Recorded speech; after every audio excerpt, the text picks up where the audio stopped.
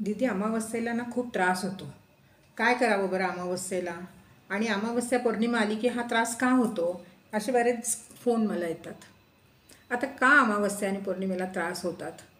कशासाठी होतात? त्रास होणाऱ्यांना नेमके काय त्रास होतात? कुणाचं डोकं जड होतं, कुणाला खूप कंटाळा येतो, कुणाची चिडचिड होते, घरामध्ये एकदम वातावरण खराब होऊन जातं, खूप लो फील होतं. हे सगळं घडतं अमावस्येच्या वेळेस किंवा पौर्णिमेच्या वेळेस. मग यावेळेस जेव्हा हे सगळं घडतं त्याचे परिणाम कुठेतरी आपल्या मनावर, आपल्या विचारांवर आणि आपल्या डोक्यावर सतत होत असतात. आपल्या नात्यांवर होतात, आपल्या पैशांवर होतात, प्रत्येक गोष्टीवर याचा परिणाम होतो. कारण मुळात आपली मानसिक स्थिती ठीक नसते आणि मानसिक स्थिती जिथे बिघडते ना तिथे सगळंच बिघडायला सुरुवात होते.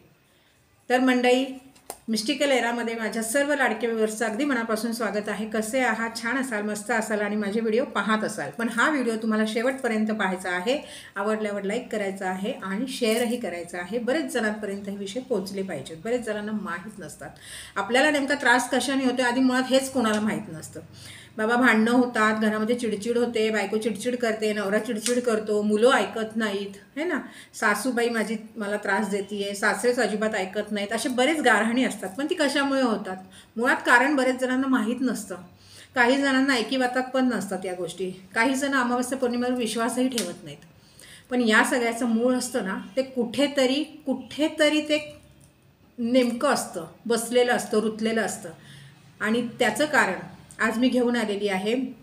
नक्की व्हिडिओ आवडल्यावर मला कॉमेंटमध्ये सांगा की तुम्हाला व्हिडिओ कसा वाटला ते. आणि मी दिलेले उपाय आत्तापर्यंत कोणी केले तेही मला कॉमेंटमध्ये नक्की सांगत जा. म्हणजे मलाही कळेल की माझे उपाय कोणीतरी करते, मी सांगते ते उपाय कोणीतरी करते. इतके गूढ आणि इतके व्यवस्थित असे ग्रंथांमधले उपाय, सिद्ध उपाय, महाउपाय मी तुमच्यापर्यंत आणत आहे. पहिल्या काळात ना माझ्याकडे एक केस आली होती. म्हणजे माझ्याकडे एक व्यक्ती, अशा आमच्या परांजपे मॅडम म्हणून एक व्यक्ती आहेत, त्या माझ्याकडे आल्या होत्या. एका मुलीला घेऊन आल्या होत्या आणि ती मुलगी जेव्हा माझ्यासमोर जेव्हा येणार होती ना तर ती माझ्यासमोर यायलाच तयार नाही. ती अशी लांब पळत होती. तिला माझ्यासमोर यायचं नव्हतं आणि त्याचं कारण काहीही नव्हतं. याच्या पहिलेही ती मला कधी भेटली नव्हती किंवा याच्या पहिले आपणचं कधी बोलणं झालेलं नव्हतं, काहीच नव्हतं. पण जेव्हा तिला त्या मॅडम माझ्याकडे घेऊन येत होत्या ती अगदी रितसर दारापर्यंत आली, पण दाराच्या आत यायला तयार नव्हती. आणि नंतर जेव्हा तिला जबरदस्ती आत आणलं गेलं ती पूर्ण अंग वाकडं करायला लागली आणि असे बरेच प्रकार तिने केले. बरं, अशा गोष्टींमुळे काय होतं ना, माणसाच्या मनामध्ये एक भीती निर्माण होते. मग भीती कसली निर्माण होते की बापरे आता ही अशी का करते, मग तिच्याजवळ कोणीच जाणार नाही, भूतखेताने हिला झोडलेलं आहे किंवा पकडलेलं आहे.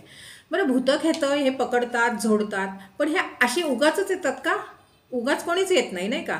मग अमावस्या पौर्णिमेला त्रास होण्याची अनेक कारणं आहेत. मग त्या अनेक कारणांपैकी नेमकी कुठली कारणं आपल्याकडे आहेत किंवा आपण अशा गोष्टींमुळे आपल्या आयुष्यामध्ये हे घडतं, आता मी ती कारणं सांगितल्यावर तुमच्या लक्षात येईलच. त्या मुलीला आहे ना जखीन तिच्या मागे लावली गेली होती. काहींच्या मागे चेडा लावला जातो आणि हे सगळे जे काही केलं जातात ना काळ्याकांडी, हे सगळं वेगळे व्यवस्थित केलं जातं आणि निगेटिव्हिटी आपल्यावर भरपूर काम करते, जितकी पॉझिटिव्हिटी लेट काम करते. त्याच्यामुळे आम्ही नेहमी सांगत असतो उपासना वाढवा, देवळांमध्ये जात जा, तुमच्या सेवेमध्ये जितकी वाढ करता येईल तेवढी करा, सतत कुठला तरी नामजप तुम्ही करत राहा. कारण पॉझिटिव्हिटी जितकी प्रकारे तुम्ही त्याला सतत सतत सतत सतत त्याजवळ जाल ना तितकंच नेगेटिव्हिटी तुमच्यापासून हळूहळू लांब जाईल. आणि होतं काय, खूपदा काय होतं की आपल्याला कोणी काही दिलं ना पटकन, अरे मी देवळातनं ना प्रसाद आणलाय तुला घे, आपण तो घेतो आणि लगेच खातो. रस्त्यानं चालता चालता आपण कितीतरी वेळा उतारे ओलांडतो, कितीतरी वेळा नारळ फोडलेले असतात 3 रस्त्यावर 4 रस्त्यावर, ते आपण सहजपणे ओलांडून पुढे जातो. एखादा व्यक्ती आपण चांगला दिसतो म्हणून तो आपल्याकडे इतका टकलावून बघत असतो आणि नेमकी आपण त्याच्या नजरेला नजर भिडवतो. आता याची काहीच गरज नसते खरं तर. तो व्यक्ती अनाहूतपणे आहे, त्याला आपण ओळखत नाही, तो अनोळखी व्यक्ती आहे, त्याला नजरेला नजर द्यायची काहीच गरज नसते. पण कोणाच्या नजरेमध्ये कसली निगेटिव्हिटी आहे आणि कोणी कसला नजरदोष आपल्याला देऊन जातो ना ते आपल्याला त्या क्षणाला कळत नाही. बरं, काहींच्या आयुष्यामध्ये असेच दुश्मन असतात, अशीच वैरभावना, शत्रू असेच निर्माण झालेले असतात. काहींचे तर नुसते हसता हसता चेष्टा मस्करीमध्ये शत्रू निर्माण होतात. कारण त्यांनी माझी चेष्टा केली, मग तो चेष्टेत हेच बोलला, मग ती चेष्टेत हेच बोलली, म्हणून काय तर आमचे शत्रू, म्हणून आमचे वैरभाव. बरं, काहींचे तर भाऊबंदकीमध्ये वैर, बरोबर, काहींचे तर सासवा सुनांमध्ये वैर, काही जावई आणि सासूमध्ये वैर. आता हे वैर जे आहे ना हे हे वैर ही ते मानसिक गोष्टींमध्ये आपल्या इतकं आतमध्ये रुतवलेलं असतं ना, आपल्या विचारांमधनं आपण आपल्या मनामध्ये ते रुतवून घेतलेलं असतं.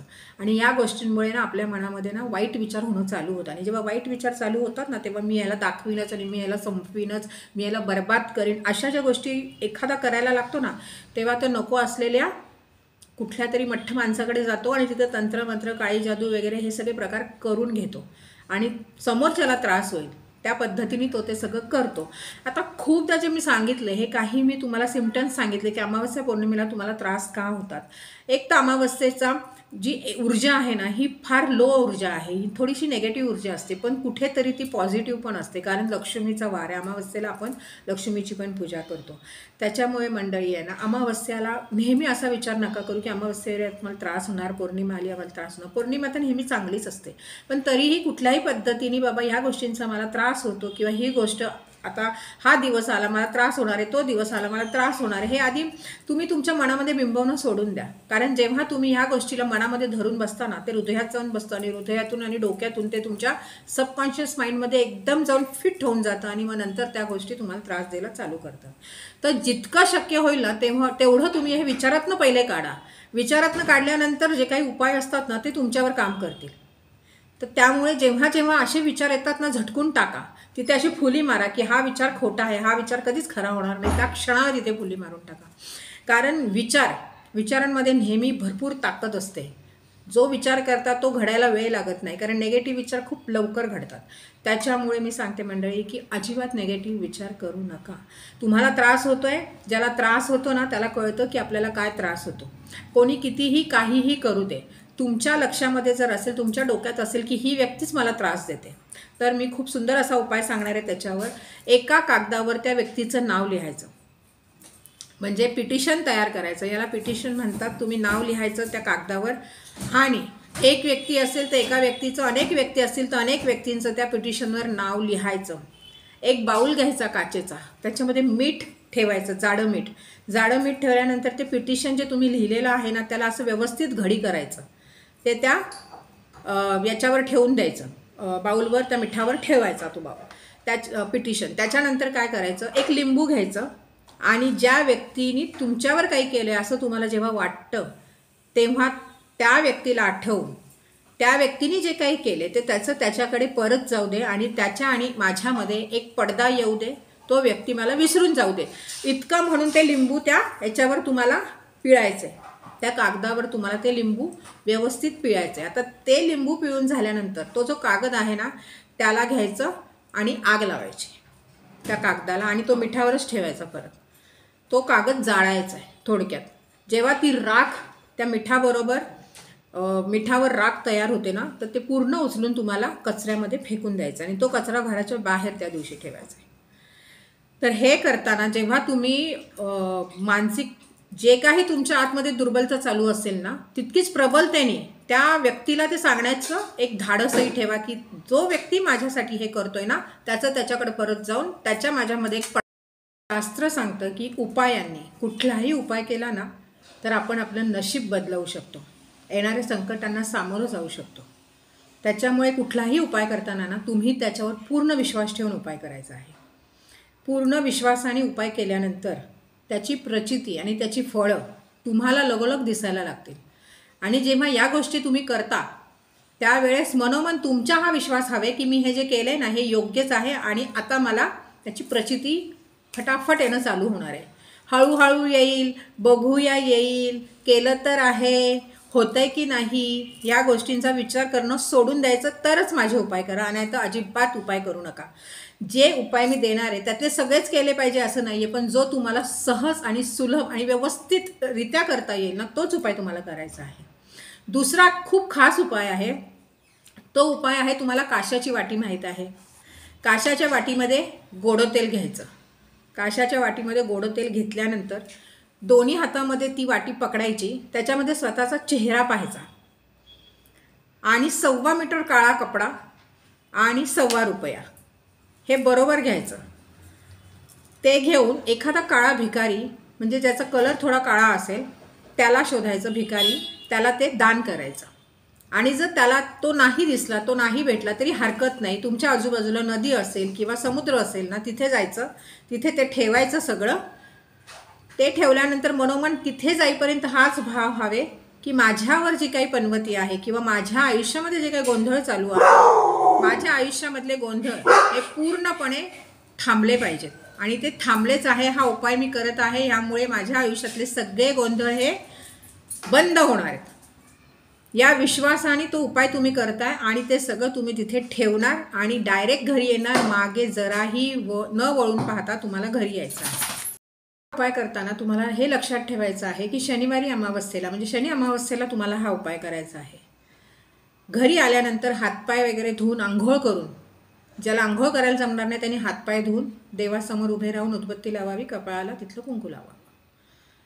आपल्या घराच्या सगळ्या कोपऱ्यांमध्ये जाडं मीठ ठेवावं. अगदी वॉशरूममध्येही जाडं मीठ ठेवावं. नेगेटिव्हिटी आपल्या घरामध्ये जर असेल, जसे काही आपल्याला सिम्पटम्स मी सांगितले त्या पद्धतीने जर काही होत असेल ना, तर त्यांनी आपल्या घरामध्ये सगळीकडे जाडं मीठ काचेच्या बाउलमध्ये हमखास ठेवायचं आहे. आणि घरामध्ये असा हा ब्लॅक कलरचा ब्लॅक टुर्मुलिन म्हणून एक क्रिस्टल येतो, तो प्रत्येक कोपऱ्यामध्ये ठेवायचा आहे. प्रत्येक कोपरा आणि कोपरा तुम्हाला याच्यामध्ये हा दिसला पाहिजे, प्रत्येक वेळी दिसला पाहिजे. त्यामुळे ब्लॅक टुर्मुलिन याला म्हणतात. हा दगडासारखा असतो, तो घ्यायचा आहे. जिथे क्रिस्टल्स तुम्हाला कुठे मिळत असतील तिथून क्रिस्टल्स तुम्ही घेऊ शकता. माझ्याकडेही क्रिस्टल्स तुम्ही ऑर्डर करू शकता. या पद्धतीने हा ब्लॅक टुर्मुलिन नेगेटिव्हिटी रिमूव्ह करण्यासाठी अगदी उपयुक्त असं क्रिस्टल आहे. तर त्यांनी तो आपल्या घरामध्ये चारी दिशांना ठेवायचाच आहे. ऑफिसमध्ये, ज्यांच्या ऑफिसमध्ये व्यवस्थित असे कॉर्नर्स असतील तेही ऑफिसमध्ये हे ठेवू शकतात. तर मंडळी, हे जे उपाय मी सांगितलेले आहेत ना, जो तुम्हाला जमतोय तो तुम्हाला करायचा आहे. रात्री घरामध्ये 1 कापूर आणि 1 लवंग रोज जाळा. रोज जाळा, जेणेकरून तुमच्या जे काही दोष असतील, जे काही दोष लागलेले असतील, बाहेरच्या बाधा असतील, घरचा दोष असेल, वास्तूचा दोष असेल, स्वभावांचा दोष असेल, कुठलाही दोष असू द्या, तो तुमचा अगदी कमी होणारच याची खात्री मला आहे. ती तुम्हीही ठेवा आणि हे सगळे उपाय जो जमतो तो नक्की करून बघा. उपाय करताना मनामध्ये कायम विश्वास हवे, प्रश्नचिन्ह नको आहे. कारण प्रश्नचिन्ह यायला लागले की त्या प्रश्नांना उत्तरं कधीच मिळत नाहीत आणि त्याची उत्तरंही आपलीच असतात आणि त्याचे प्रश्नही आपलेच असतात. त्याच्यामुळे जास्तीत जास्त प्रश्नचिन्ह ठेवूच नाहीत. फक्त विश्वासाने काम करायचं आहे. जिथे विश्वास, फक्त फरक असतो की ज्याच्या त्याच्या भोगाप्रमाणे ज्याला त्याला त्याचं फळ मिळतं. तुम्ही मागच्या जन्मीचे काय तुमचे भोग ह्या जन्मी भोगायला आलेले आहात आणि तुम्ही भोगत आहात. मग हे उपाय केल्यावर असं चमत्कार होईल असं नसतं. जसे तुम्ही उपाय करताय, आज उपाय केला एखाद्याला होतो की उद्यापासून त्याला फरक दिसू लागेल. पण काही जण असे पण आहेत की त्यांना 2 महिन्याने दिसतो, काहींना 3 महिन्याने दिसतो, पण फरक हा येतो. त्यामुळे उपाय अति विश्वासाने करा. डोळे झाकून विश्वास ठेवून हे उपाय करा. कारण हे उपाय साधेसुधे नाही आहेत. हे मोठमोठ्या ग्रंथांमध्ये दिलेले उपाय आहेत. शास्त्रोक्त पद्धतीने हे अनुभवलेले उपाय आहेत, जे तुम्हाला मी आज तुमच्यासमोर घेऊन येत आहे. तर मंडळी, पुन्हा लवकरच भेटू. तोपर्यंत मस्त राहा, छान राहा आणि माझे व्हिडिओ पाहत राहा. व्हिडिओ शेअर करायला विसरू नका आणि सबस्क्राईब करायला विसरू नका.